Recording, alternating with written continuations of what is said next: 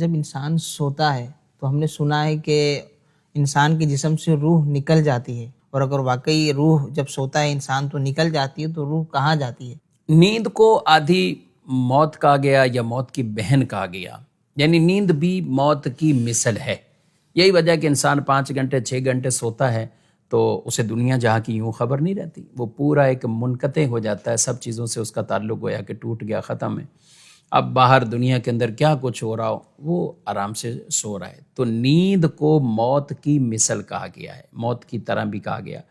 تو یہ بالکل صحیح ہے کہ اس سے روح نکل جاتی ہے، اور روح کہاں جاتی ہے تو یہ مختلف روایات ہیں۔ بعض کی یہ ہے کہ وہ روح آسمانوں کی طرف جاتی ہے اور عرش کی طرف جاتی ہے۔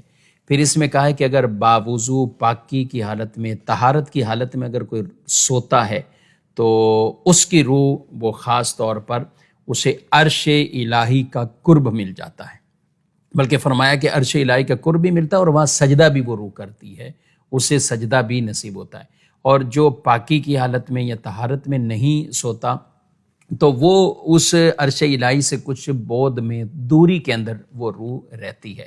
پھر انسان جب دوبارہ بیدار ہوتا ہے تو وہ اس کی طرف آ جاتی ہے۔ اچھا، روح کا نکلنا یہ 2 طرح کے، ایک وہ ہوتی ہے کہ روح کہ جس سے انسان مر جاتا ہے، حقیقی موت واقع ہو جائے، تو وہ پھر ظاہر روح اس سے نکل جاتی، پھر وہ پرواز کرتی، اور پھر اس کی جو روایات۔ نیند والی وہ روح نہیں ہے، اس طرح نہیں ہے کہ یہ اس کے اوپر اسی طرح بےعینی موت طاری ہو گئی ہے۔ ہاں، یہ روایات میں موجود ہے کہ روح نکلتی ہے اور وہ روح اس کی پرواز کرتی ہے۔ اب جتنا آدمی اچھا نیک ہے تو وہ روح بھی اس کی اتنی پرواز کرتی ہے، اس لیے ہمیں باوضو سونے کی ترغیبات بھی حدیث کے اندر دی گئی ہیں۔